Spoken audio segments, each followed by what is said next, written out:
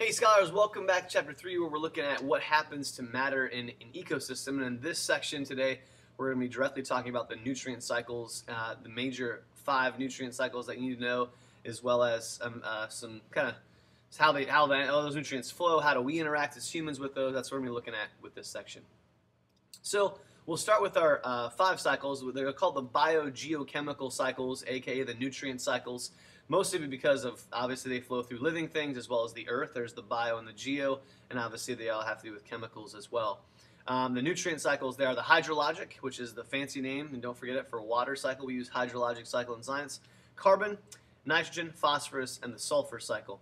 And really all these 5 cycles allow for us to survive on Earth. They connect the past, the present, and the future forms of life, which is a very, very valuable asset to Earth. So water. Let's start with water first, the hydrologic cycle. The water cycle flows through the biosphere.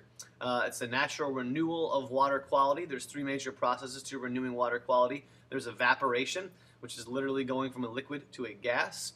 Precipitation, moving from a gas to a liquid and usually falling to the earth in some sort of form of, I guess it could be a solid as well, with snow and ice and things like that. And then transpiration, or sometimes it's called evapotranspiration. That's where literally water evaporates from inside the leaves to the outside, going from a liquid to a gas from exiting the leaves in a plant. Alteration of hydrologic cycle by humans. Obviously, we withdraw large amounts of fresh water from the ground. Is that faster than it can actually replenish. It takes a long time for water to percolate through the soil and filter itself to the soil. We also take and divert water in different ways, and also drain stuff and off the surface water as well as surface runoff.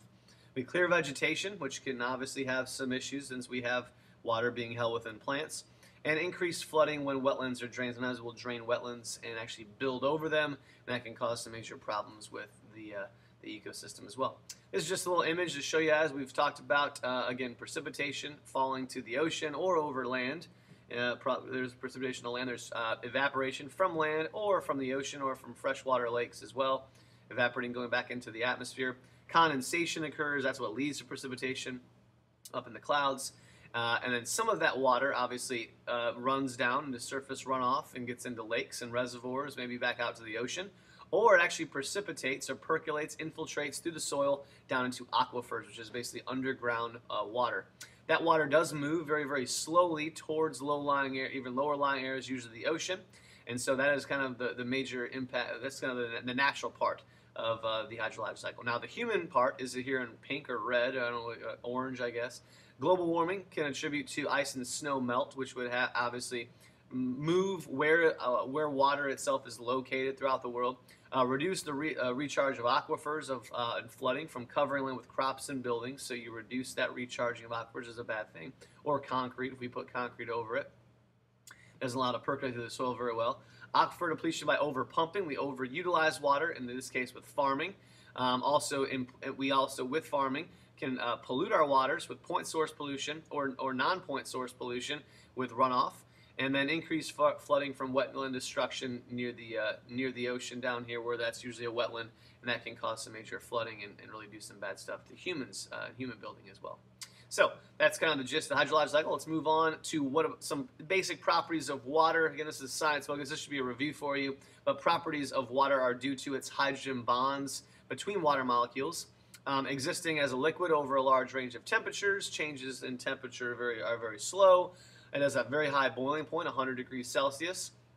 It allows to adhere and cohere to other molecules as well as itself. Expands as it freezes. It's a universal solvent, which means it does a good job at breaking other molecules down as long as they're polar. And then filters out harmful UV radiation as well. So it is an ozone kind of, or not ozone, but a greenhouse kind of gas as well. So that is the properties of water. Let's take a look at the carbon cycle next. This one should be another review for you from biology. The carbon cycle is truly dependent on the photosynthesis and cellular respiration within plants and animals. There's a very solid link between photosynthesis and producers, and respiration in producers / consumers, as well as decomposers. So let's take a look at the image first, then we'll come back to the additional CO2 added for the atmosphere by us as far as the human impact goes. And we see here that a lot of carbon dioxide, it can be dissolved in ocean water as long as it stays at a cooler temperature. Remember, cold liquids hold more gases. As that heats up with global warming, that bodes a problem. That means more carbon is in the atmosphere than in the oceans or in the water. Marine food webs obviously utilize carbon, and that's another area of carbon. Carbon is also in limestone or dolomite sediments at the bottom of the ocean or lakes. Carbon, again, is in animals and within consumers. So carbon itself, if it is in limestone in a sediment, will eventually it will overcompact over time and be used as fossil fuels. Those fossil fuels can then be burned, again, by humans. That's our human impact. Also, carbon is sunk into organisms such as plants and producers that hold on to the carbon and use it to build molecules, as well as then pass along the food chain, like you can see here: plants producers, animals consumers, and back down through decomposition into the soil. It also can be released, again, by respiration with animals, not just held by plants and animals, but be released by respiration in the atmosphere and taken out by photosynthesis. A couple of big human impacts, again, deforestation. The more trees you cut down, the more CO2 is in the atmosphere. Transportation and burning of fossil fuels kind of go hand in hand. They're still burning, either through factories or mobile transportation. You're releasing CO2 in the atmosphere with the combustion process of burning fossil fuels, and also forest fires, just natural forest fires or human-caused forest fires, combustion reaction, releasing CO2 in the atmosphere. All right? So let's take a look at our most difficult of them all. We'll start with this in the middle, and this is the nitrogen cycle. There is a lot of vocabulary for the nitrogen cycle. And it definitely goes hand in hand with bacteria, as well as plants and the food chain as well. But nitrogen cycle is the biggest one that they like to ask about on the AAP exam, as well as it's the most difficult to kind of understand. So we have a few different definitions. We're going to kind of go through them first, and we'll bounce back and forth between those. The first one is assimilation. And assimilation is just how an organism, whether it be plant or animal, gets the usable nitrogen into the body. And that's basically all it is. Animals create usable nitrogen based on compounds by consuming plants, or or other animals, if they're a tertiary consumer that have already consumed plants. So plants actually assimilate nitrogen with the help of bacteria and a couple other things, and then the animals assimilate nitrogen by actually eating the plant. So assimilation is just how you get it into your body in the usable form. Nitrogen fixation is another one that's a big one. It has a couple of different ways, and basically the gist of nitrogen fixation is turning nitrogen gas in the form of N2, which is a diatomic element, nitrogen is, and it's made up of 80% of the atmosphere, and turning it into ammonia, or NH3. And you can do this a couple of different ways: by lightning, electrical discharges, taking it out of the atmosphere. Nitrogen fixing bacteria, probably the most prevalent of all of them, in aquatics and in soils. Ammonification is the same kind of deal as far as nitrogen fixation. You're still producing ammonia, but basically the gist of this is ammonification usually happens with decomposition of waste or remains. So as an animal is broken down or a plant's broken down, the bacteria that are doing the decomposition actually turn whatever the form of nitrogen inside the body is to an ammonia, an NH3. So that's just a little addition up there. Nitrification is where you literally take the ammonia and it converts it to what we call nitrate. And that is, nitrate itself is, I believe, NH4, I believe. Let me double check this. Yes, NH4 is nitrate. No, I lied. Nitrate is NO3. My bad. I'm sorry. Excuse that. And NO3 is nitrate, and that is the usable form by plants. That's what plants can use and assimilate into themselves and use that to build other compounds. Now, once the plant dies, denitrification occurs, which basically, after the ammonification process occurs through decomposition, denitrification happens where ammonia then is converted into nitrite, nitrate, or N2 gas for the most part, and is returned back to the atmosphere. So that is kind of the gist of the vocabulary terms. Assimilation, got to know what nitrogen fixation is and what is involved with that, and what chemical molecular compounds are formed with that. Nitrification, ammonification, and denitrification, all those are kind of into this. So let's go back through all these and take a little bit of a look at them. Oh, skipping over this one. There we are, nitrogen. So nitrogen itself, we'll talk about the human interventions in just a second. Let's get the gist of it all down first. So nitrogen itself, usually can be found in soils. Let's start with it in soils. Okay. So as it's found in soil, nitrate in the soil, what happens is, actually it's found in the atmosphere. Atmosphere, it's not 80% of the atmosphere. Let's start with the atmosphere. It's up top anyway. So when nitrogen is in the atmosphere, it is an N2 gas. So what happens is the bacteria actually, through nitrification, take the nitrogen out of the atmosphere, and nitrification occurs by bacteria and kind of put nitrate into the soil. When nitrate happens, this is the fixing process. Nitrate happens, it's uptaken by the plants. The plants, out through assimilation, they take in the nitrate. The nitrogen is then taken up by plants, used by plants, and to make itself bigger and larger. Once that occurs, the nitrogen is kind of reformulated in different chemical compounds. The herbivores would eat the plants, and the carnivores would eat the herbivores, and so forth, all the way down to decomposition. When decomposition occurs, ammonification then happens, where ammonia then is returned to the nitrogen that's found in these organisms that are dying and dead. The decomposition turns that into ammonia through ammonification, and then bacteria could then go back and turn into nitrate, and that's usually kind of that little loop right there. Now, what else? Other things that could happen is nitrate itself in the soil can actually get washed out into nitrogen in the oceans, and then lost even nitrogen into deep ocean sediments and kind of taken out of the whole cycle for a while. And that's kind of the gist of it. Electrical storms also and volcanic activity help to take out nitrogen from the atmosphere and turn it to ammonia with the help of nitrogen fixation again. And so that's kind of the whole gist of the cycle over and over again. Now, denitrification, here's kind of the end product that returns into the atmosphere, is that denitrification, if a certain bacteria gets a hold of it, can actually turn it back into N2, which is the diatomic state, into a gas and return it to the atmosphere. Where humans impact this the most, and we'll go back to this slide for a second, is that humans themselves can actually create additional things such as nitrous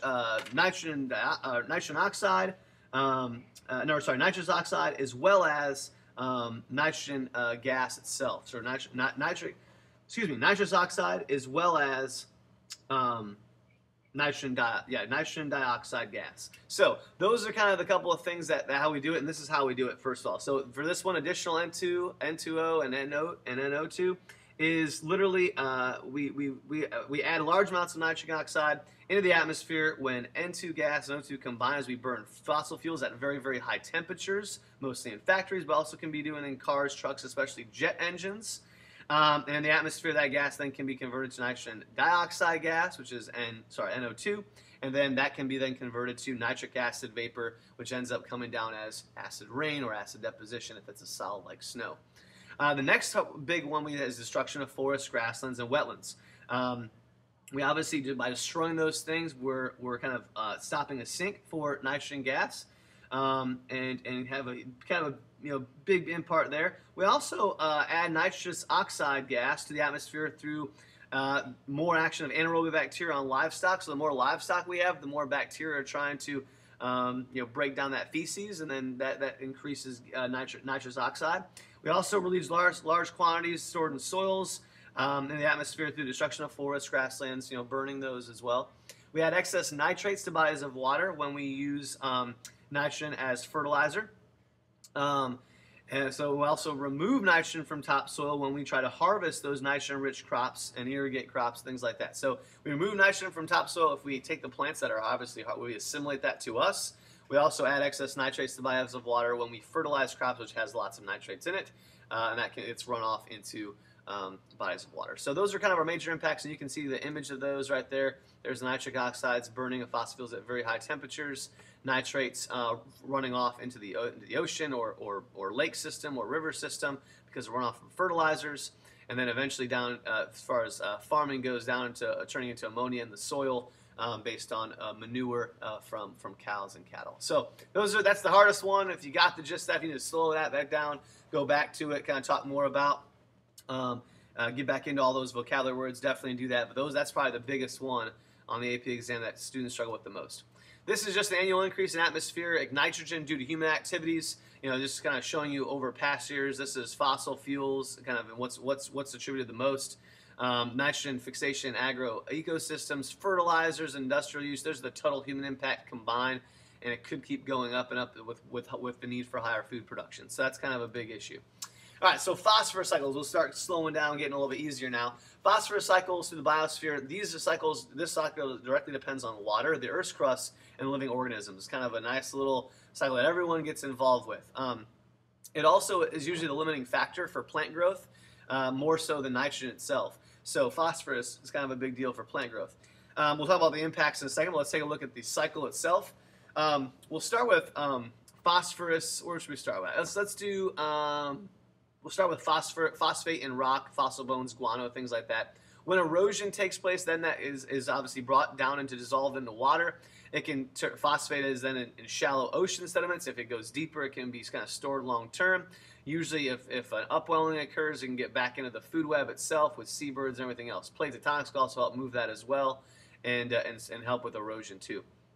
If the plants soak this up, for some reason it's dissolved in water, the plants themselves, producers, use this as far as their plant growth goes.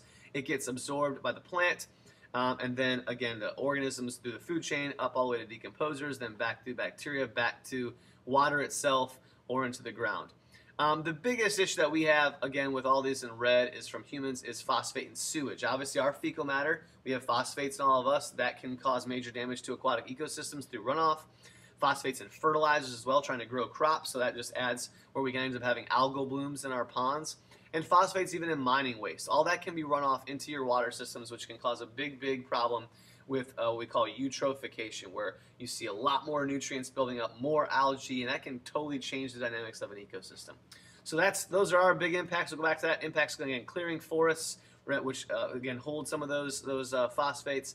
Removing large amounts of phosphate from the earth to make fertilizers can also be a problem, which and runoff obviously is a huge problem as well. All right, last cycle today is the sulfur cycles through the biosphere, and we're looking at sulfur. Mostly sulfur, almost all the time, is found in rocks in the earth, and so sulfur is found in organisms, ocean sediments, but it's majority found in rocks. But we see it in fossil fuels and in soil too. Some natural ways that sulfur gets in the atmosphere comes from volcanoes. Volcanic explosions and eruptions obviously turn sulfur dioxide into the atmosphere itself. If that combines with water in the atmosphere, it becomes sulfuric acid, which ends up becoming acid rain or acid deposition if it's a solid. Then that can be absorbed. Some of it can be absorbed. That SO4 can be absorbed by the roots for building proteins. If too much of it happens, it can be very damaging to the plant, and that's also help leach out other nutrients from the soil as well. It could be a bad thing. Let's take a look at the image of this, then we'll go back to human examples. Again, sulfur mostly found in rocks. It can be mined and then used in burning of coal power plants. That's probably the biggest human impact. You can see how thick that arrow is. When we burn coal, smelting, refining fossil fuels, that also becomes sulfur dioxide, which can come down in the form of sulfuric acid and sulfate, which can be picked up by plants or harm plants if it's sulfuric acid. That's kind of the biggest human impacts. Again, sulfur found in rocks can actually move to ocean sediments if it gets washed out through erosion. It actually, by bacteria, can be dimethyl sulfide as a byproduct and return to the atmosphere into sulfur dioxide.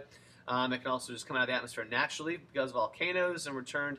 It also is picked up small amounts by plants, and then also obviously through the trophic levels, organism all the way to decomposer, back down to the soil, returning into the rock. So our biggest impacts with sulfur, I would say, are burning sulfur containing coal and oil, refining that sulfur containing petroleum, which is a little bit, and then smelting through converting sulfur containing metallic minerals into actually metals. So that brings us to the end of nutrient cycles. That was our quick version. We'll see you guys next time for the conclusion of chapter 3.